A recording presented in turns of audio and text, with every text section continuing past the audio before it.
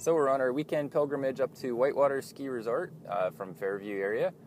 We preheated the car for a few minutes before we got in it, so it's nice and toasty warm on our way up to the ski area, and all for the cost of about 5 cents.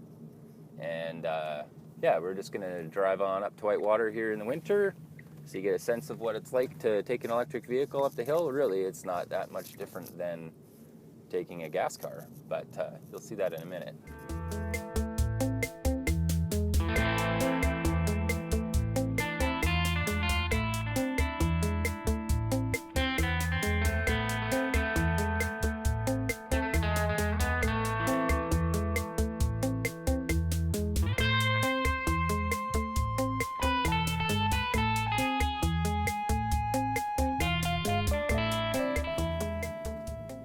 So one thing I get asked about quite often with this car is what kind of power it has, and you probably just saw it coming from the stop sign back there. It's got plenty of go to get around in town. It's got lots of acceleration in town, faster than my gas car, that's for sure, and it's far more responsive because as soon as you put your foot down on the accelerator, you go somewhere. You don't have to wait for it to shift gears or the engine to wind up or whatever. And same thing when you're going up hills. I've had people ask me, do you have enough power to get up hills? Because Nelson is a really hilly town, and the answer to that is yes. We've got plenty of power to get up hills. This is the hill coming up out of downtown. It's easy to accelerate up this hill. No problem.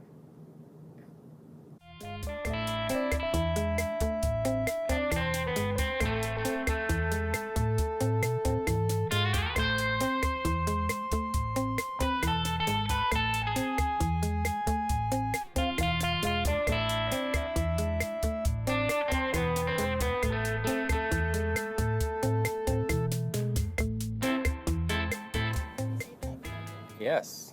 So we're now just getting up to Apex, and we're just about at Whitewater. So for those of you who are cross-country skiers, the getting up to Apex uses about 25% of my battery of a Nissan Leaf, which, I don't know. I guess if you want the numbers, in the winter, I've got like 20 kilowatt hours available, so that's, what does that work out to?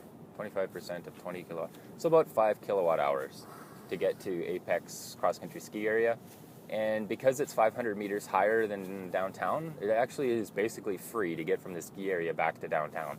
It's like, I don't know, I can't remember. I think I basically use about as much energy as I regenerate, which basically means it's free to get from Apex bus back to downtown, which is pretty cool when you think about it. And how much did it cost you to get up here? Well, 5 kilowatt hours is about, we'll say it's 10 cents a kilowatt hour, so it's 50 cents. So it's about 50 cents to get to Apex Busk to go for a cross-country ski. So yeah, it's not breaking the bank, that's for sure.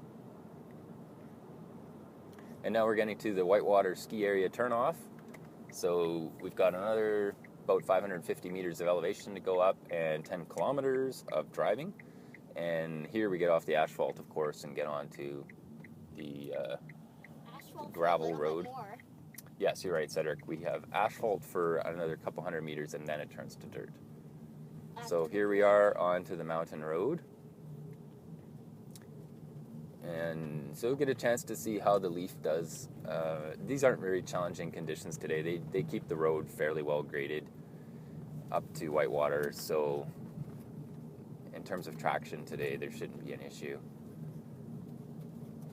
But so far what I've discovered is that the car, for the most part, does really well in the winter. There's the odd circumstance where it doesn't do that well, but it's no different than any other front-wheel drive vehicle. It's actually better than most. It has a little more weight than the average front-wheel drive car that's this size. So, like, you're thinking, well, weight's a bad thing in terms of efficiency, but electrical drivetrains are so much more efficient than gasoline drivetrains that this car is way more efficient than even a Toyota Prius. It's almost 3 times as efficient as a Toyota Prius. Anyways, this is the only section of road that sometimes gives me trouble, and that's only if it's like fresh snow or glare ice. It's a little bit steeper here, and there's some bumps and stuff, but really you can see the car is doing just fine. It hasn't even kicked in the traction control on any of this part. And it's got plenty of power. You can see in this little gauge here these little bubbles indicate how much power I'm using, and that's the top one there. There's like, I don't know, about 10 bubbles, and I'm only using about half of them, which works out to about 30 kilowatts out of the total 80 kilowatts. Well, now you're thinking, what's a kilowatt? So a kilowatt converts to a horsepower by about a factor, divide it by about 0.8. So 80 kilowatts works out to a little under 110 horsepower. So the car's got plenty of power. And the best thing about it is it's got electric motors, have torque right from the start. That's why I was able to accelerate quickly from the stop sign back in town, because it applies all the torque right off the line. Actually, it applies so much torque that this road's a little bit slippery, so if I put my foot into the floor, you'll see the traction control light come on. See, there it is. But it's still accelerating and going up the hill, and so it still has plenty of traction even going up, I don't know what this is, maybe a 10% grade or something. So you can see this, the car does fine going up to Whitewater. There's only one day we haven't taken it so far in 2 years of skiing up here, and that was one day when there was about, I think, 30 centimeters of fresh snow, and we were trying to come up first thing in the morning, and we didn't want to miss the powder day, and I wasn't sure how the car would have done, but I think I probably could have got the car up here no problem, even with all that snow.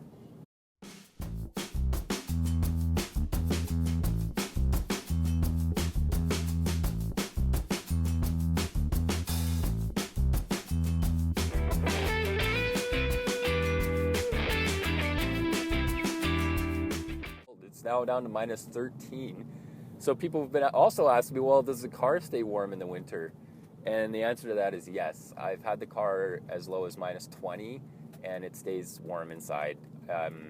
Below about minus 10, it starts to use more energy, because this car has a air-to-air heat pump. So anything warmer than minus 10, it's actually pretty good at heating the car and not using a lot of energy.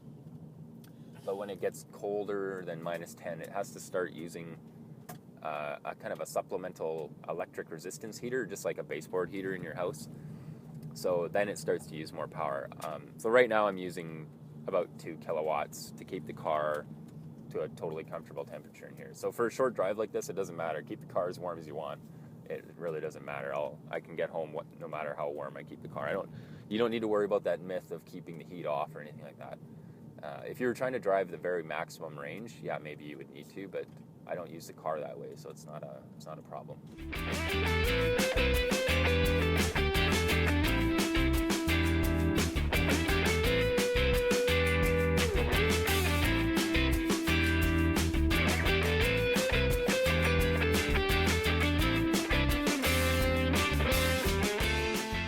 Okay, so we're just getting into the parking lot here at Whitewater, and we'll pull to a stop here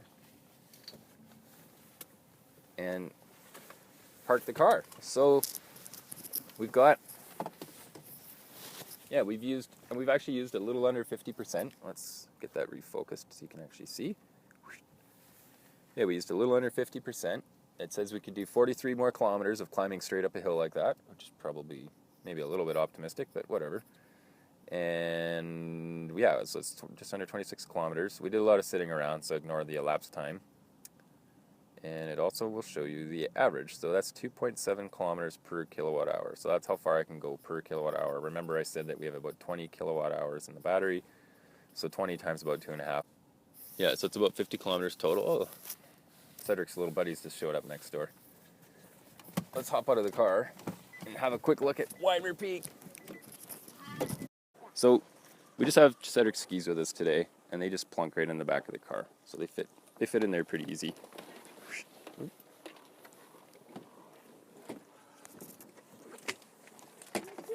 But if I bring my skis, yeah, I'll carry them. If I bring my skis, I just slide them right forward. I obviously can't do that with the tripod today, so. But anyways, that's where I just throw my skis in a ski bag and they fit in there no problem. And yeah, just so you have it, there's Whitewater Peak at Whitewater ski area. Beautiful spot.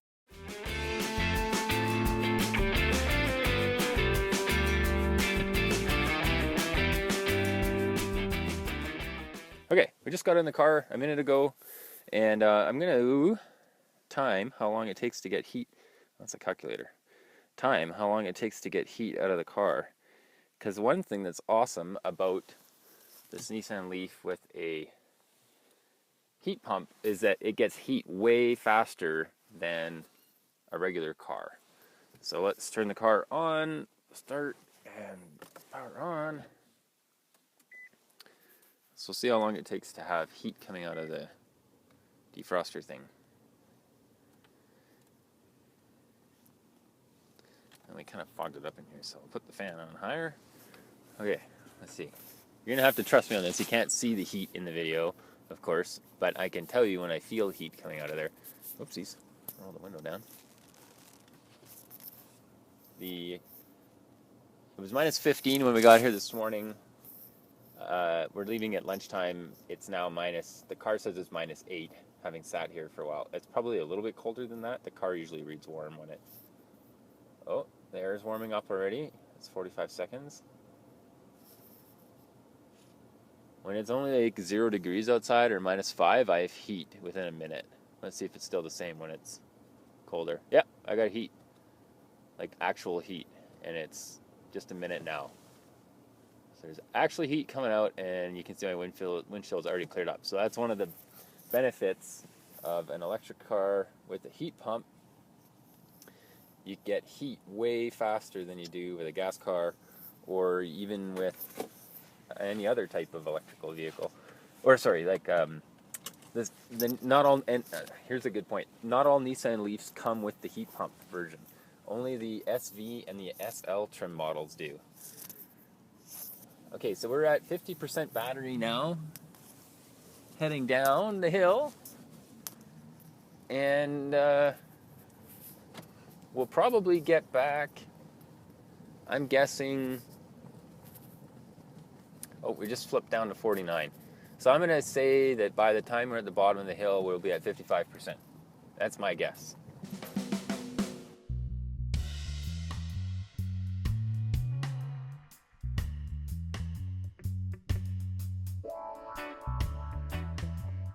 So when I'm going down these hills, I pull it back into B mode on the Nissan Leaf, which is it just gives you more regenerative braking. It's kind of like gearing down in your gasoline car, so it saves on brakes. But in the electric car, it gives you... I'm not using the brake pedal at all. We're going down an 8% grade right now, just at a constant speed, just so you know. So it saves on wear and tear on your brake pads. And right now we're regenerating 25 kilowatts of energy, so that's pretty good. We don't use our brake pads, and we get energy back into the battery for free. So can't really beat that. The other thing I should note is that when we first turned the car on to first heat up the car, it was using 3 kilowatts of electric energy, but we've already gone down to 1.5 kilowatts, and it'll probably stay at that range for the rest of the drive home to heat the car. But over a half-hour drive, that's, what does that work out to? 0.75 kilowatt hours. Because to get from kilowatts to kilowatt hours, you just multiply it by the amount of time that you're going to be using it.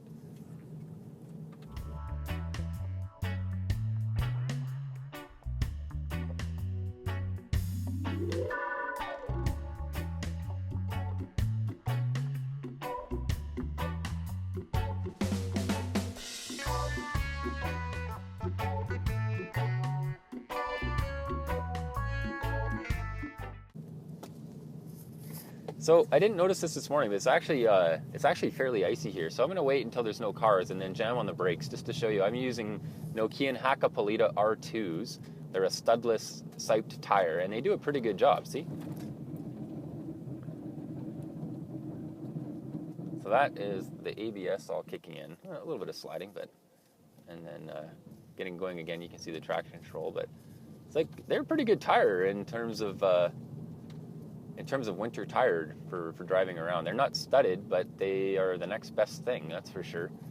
The only thing that would make this Nissan Leaf better for our area is to give it about 2 inches more clearance and all-wheel drive. Then it would be pretty much like a Subaru Forester Crosstrek or something like that. So we're at 51%, and we're, I don't know, about halfway down to the main road. So we'll see here in a minute who was right, whether it's me. I guessed 55 and Cedric guessed 60. I think it will be closer to 55 today. Hey, we're getting really close to the bottom now. driving back underneath the clouds. It's one nice thing about Whitewater in the winter is you get above the clouds in town. Now, actually, you might be able to see this in the dash, but one of the double bubbles has gone, and it's showing you that I can only regenerate up to 3 bubbles instead of 4. That's what the double bubble means. Double bubble means it's available to use. If it's only a single bubble, you can't use it anymore. So right now, my maximum regen rate is 20 kilowatts. This is because it's cold out. It's -10. As you can tell, we've driven down out of the inversion, and as the battery is cold, it can only accept energy at a certain rate. So 20 kilowatts seems to be the limit at which it will take energy now. So I'm still mostly getting down the hill using regen without having to use the mechanical brakes, but I'll probably have to use the mechanical brakes on the little steeper section here in a minute. Yeah, now I've got to use the brakes to help slow us down. I can't just rely on the regenerative part. So we won't have regenerated quite as much energy as we could have, but yeah, I don't know. It's pretty good, I would say.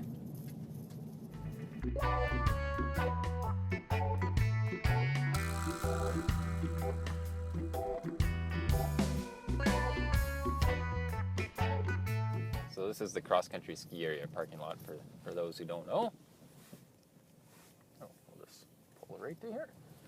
So I'm just going to pull the camera off real quick and show you so that you don't.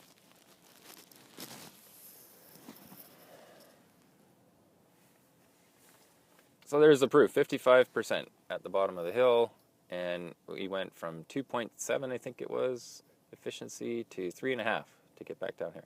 And we'll be even higher by the time we get down into town. And if you've never seen the energy economy screen before, this is it, right there. So when we're regenerating in energy, it's down here. So when I was reading out 20, it's because the pie chart kind of filled up to 20. And then above here is power, like to make us move. And there's our HVAC, so you can see we're sitting around 1.5 kilowatts right now. This is our settings for those of you who are interested. I find that's plenty warm enough in the winter. I don't ever make it warmer than that.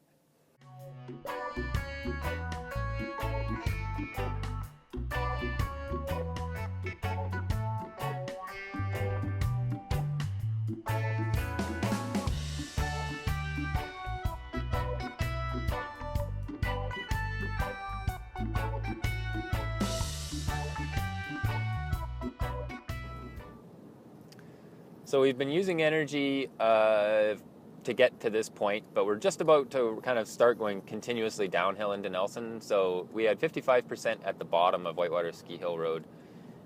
We are at 51% now as we start cruising down the hill from Cottonwood Lake down into town. So we'll update you when we get to the bottom with how much energy we have in the battery now.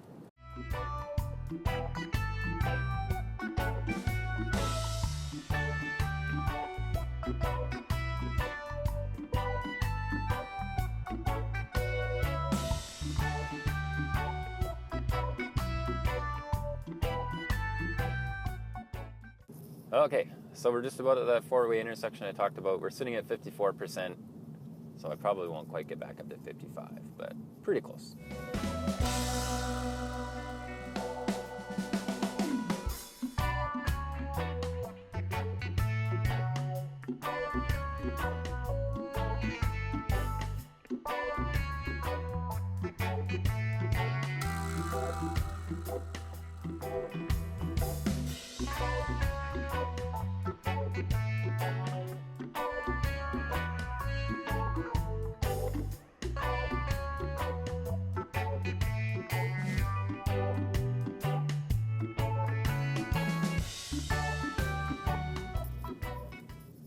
So we're just finishing off our drive from Whitewater Ski Hill back down. We're just going to pull in underneath the Nelson landmark of the Big Orange Bridge just for a minute. So we never did quite hit 55% when we were driving down, but we did still remain, I guess, net positive. Is that what I'm trying to say? After the drive down from the ski hill, because we have 52% of our battery still. And we started with 49% up at Whitewater, if you remember. Oops. So there's the Nelson Big Orange Bridge, and there's the proof, 52%, and over 50 kilometers, and we went back to 4.8. So what that means in terms of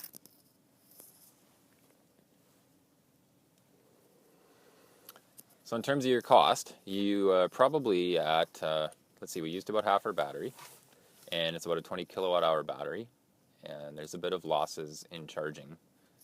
It's about 90% efficient. So say that we used about 11 kilowatt hours today. At it's about 9 cents per kilowatt hour in Nelson, but just call it 10 for easy math. So that's $1.10 it cost us to drive our electric car to and from the ski hill today.